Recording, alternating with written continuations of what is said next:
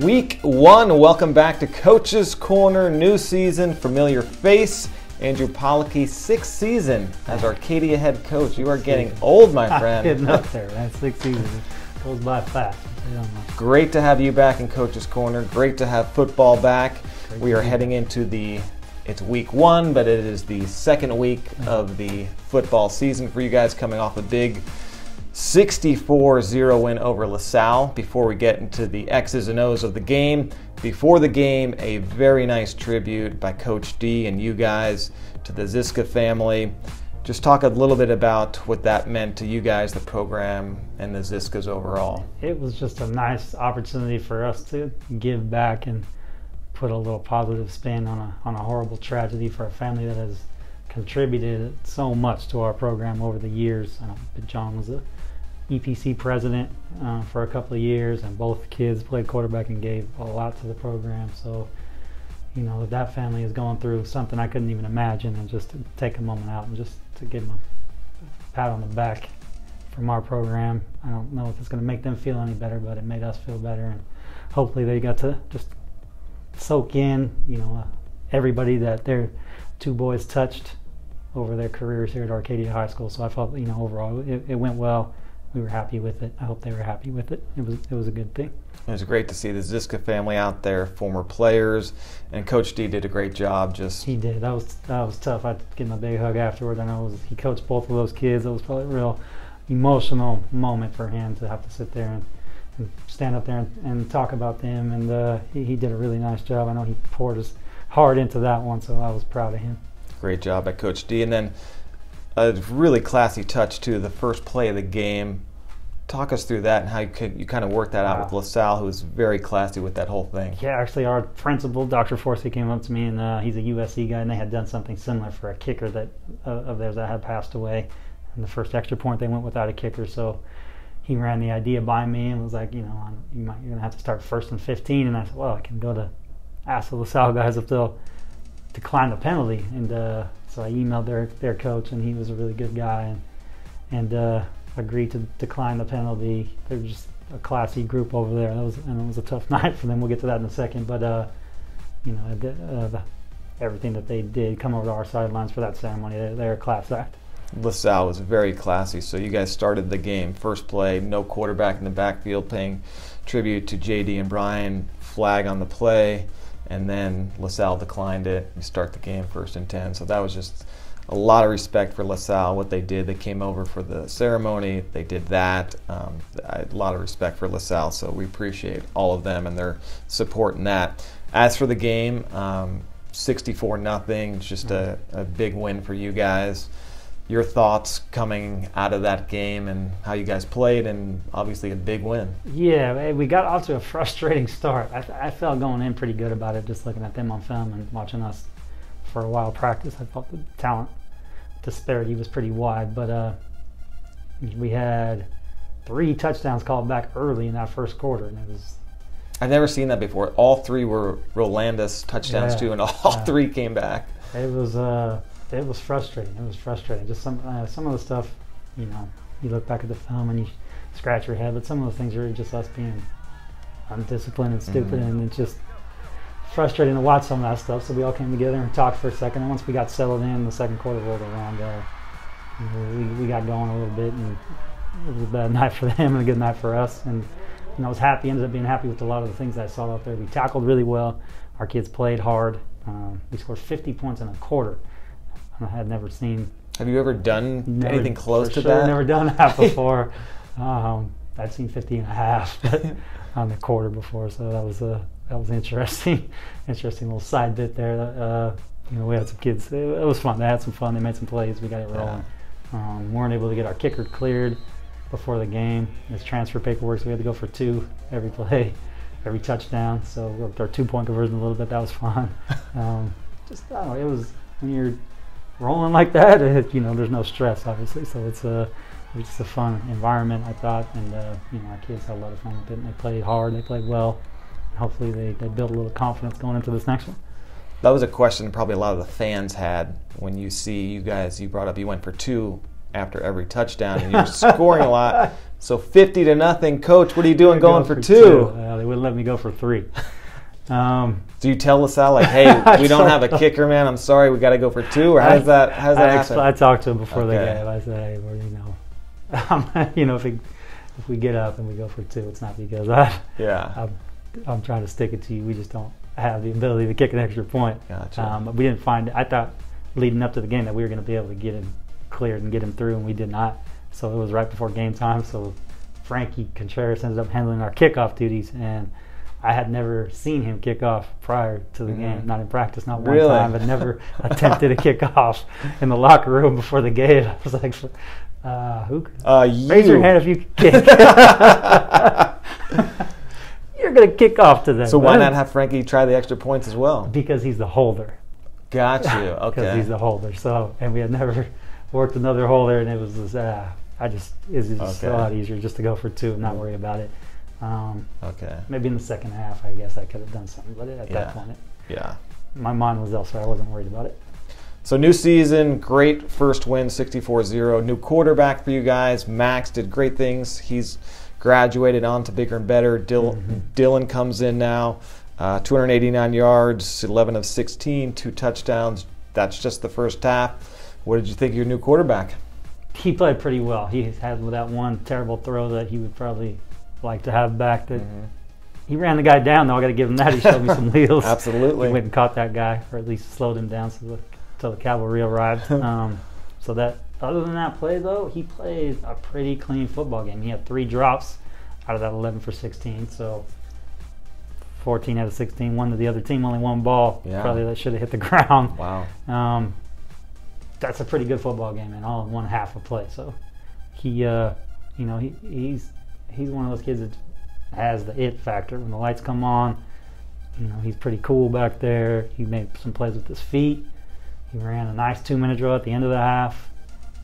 Just a lot of positive things for him to take moving forward. He's got a little bit of that gunslinger in him where he thinks he can make plays that sometimes probably shouldn't be made. So he's not afraid to throw the ball. No, he's I not like afraid that. to let it go. I like that. He's not afraid to let it go.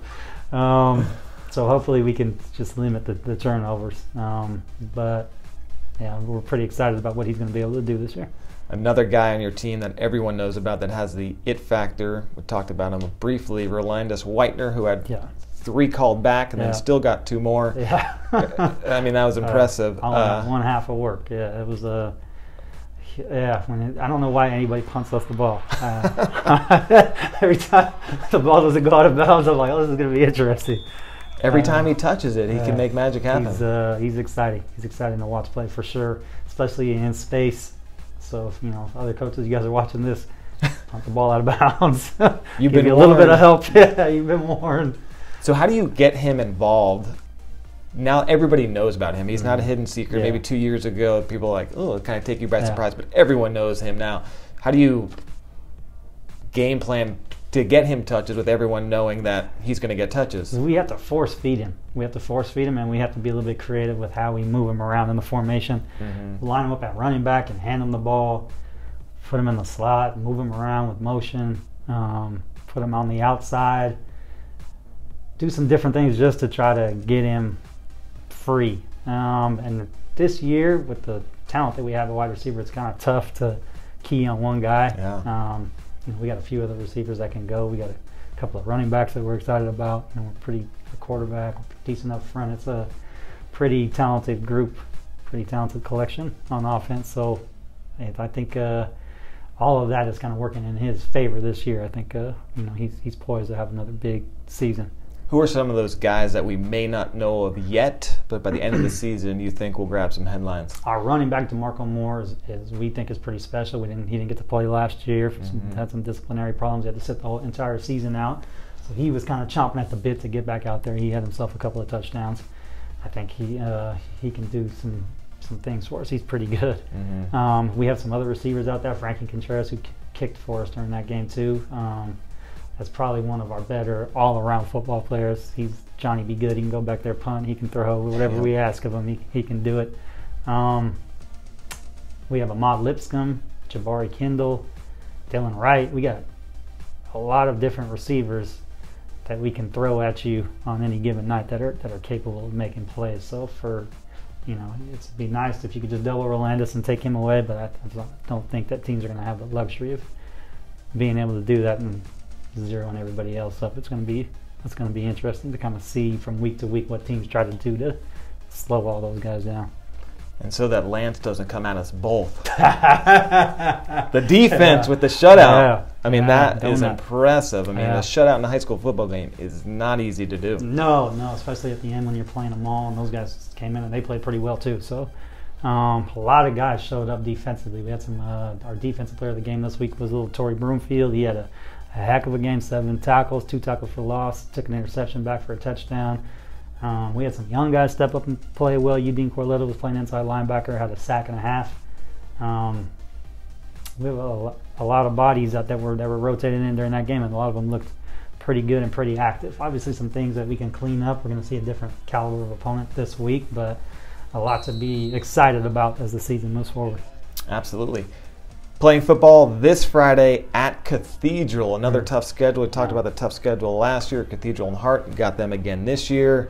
Last year, Cathedral came to our place, won 49-0. How you feeling entering Cathedral for this game? Man, that was a thumping last year. That was 49-0. Doesn't tell the whole story. We got 3 first downs the whole game. That was about as bad as a beat down that we have gotten in a long time. But it was the first time we had stepped up in a while and played a quality team like that, and they were pretty good. They were stacked last year on both sides of the ball. They got another good football team this year. Big physical football team, a little bit different in terms of style of play. Last year they were really spread out offensively and threw it all over the yard.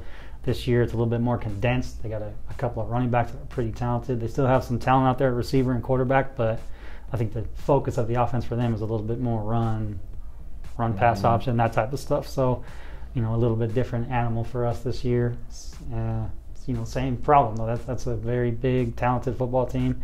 It's going to be a challenge for us, to step up and play up to their level. I think having seen it once now, a couple of times last year with them and Hart, I think I'm hoping that we're a little bit better prepared for it mentally.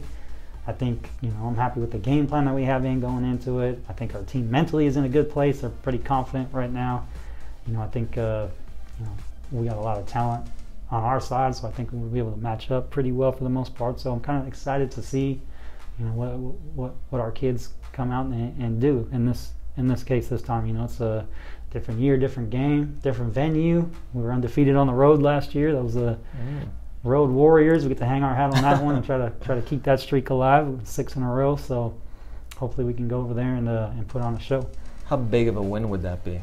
It would be a huge win for us, like a program-defining win. We haven't had a big win against a big opponent in a long time. This is a preseason game, so it doesn't mean a ton, but in terms of for us psychologically to be able to beat a team like this, we play in Division 8, they're in Division 2, on the road at their place. I think that would be huge for our program moving forward, just to kind of keep us in the minds of everybody else out there and put us on the map and just kind of build that confidence level a little bit more. You guys will be pulling out the maps for the next month, 4 straight on the road. You got Cathedral, Hart, 2 more, open up league on the road. How do you approach that? That's a brutal stretch. Yeah, it's looking at that schedule when it came out, I was like, oh, thanks. That's awesome. 4 on the road. All of them pretty good football teams too. So there's not going to be any layups in there. We're going to have to earn every win that we get during this stretch. But there's not a whole lot you can do except just take it a game at a time. Don't really look at it as 4 in a row on the road. You just worry about the next one. And we've been comfortable on the road the last few years. We've been pretty good on the road. So we won them all on the road last year. I think we got a nice little routine in place for road games. Our parents take pretty good care of us, making sure we're fed. Nice. We get there nice and early, get ourselves warmed up and ready to go. There's something fun about going on the road and being in someone else's place and trying to steal a win. Yeah. So I think that kind of stuff helps bring us together a little bit, make sure we're a little bit closer, a little tighter. So I kind of like the idea of going on the road. I don't know about 4 times in a row, but it'll be a good test for us. We need our MVP parents to come through again. They are awesome. For sure. When you guys are back home, October 5th, Staff Appreciation Night. Yeah. So we're just getting out the announcement now. Save the date. That's always a fun game. Our staff from all over the district come out. So we once again appreciate the accommodations you and the football team, the players make, because we kind of crowd the sidelines. Yeah, that one's fun. We like it. Little bit of a mess. As many people as we get out there, we could deal with the mess from time to time. We like seeing all the staff out there. The kids love seeing their teachers out there. They get to see them in a different setting, in a different environment. Teachers get to see them doing something they really love. So it's that one's a fun night. Yeah, that is cool. Speaking of AUSD appreciation, by the way, for AUSD staff, if you have not checked your email lately, 2 free tickets to UCLA's season opener, Chip Kelly era, next Saturday, September 1st, at the Rose Bowl, hosting Cincinnati. So AUSD staff, check your email and sign up. 2 free tickets to the UCLA game. So not bad at all. You talked about the divisions. So you guys are now Division 8. We're now 8, moved up 3 divisions. 3 straight playoff seasons, so everyone kind of knows us now. What was your take going up all the way to 8 from 11? It's just excited about the opportunity. You know, it's kind of, you're in Division 11. You know, you're always thinking we got a shot to win it all, but at the same time, maybe a little embarrassed to be in a Division 11. So I'm happy that we're moving in the right direction, and hopefully we have another great season and we can continue to move up. I think, I think we have a chance to show everybody that we belong in Division 8, and hopefully, in the future years in higher divisions than that. So, excited about it. Very cool. Well, Coach Pollocky, I don't know if you know this stat, but you lead the league in Coach's Corner appearances. So we greatly appreciate your time. Good luck at Cathedral on Friday. We hope the Apache faithful will be there. That'll be a huge game and could be a historic program win for us. So it'll be exciting, and we'll be tuning into the 8 p.m. live stream, and we'll be there as well rooting on the Apaches. Thank you very much, Coach Pollocky. Thank you. Appreciate it. Thanks, everyone.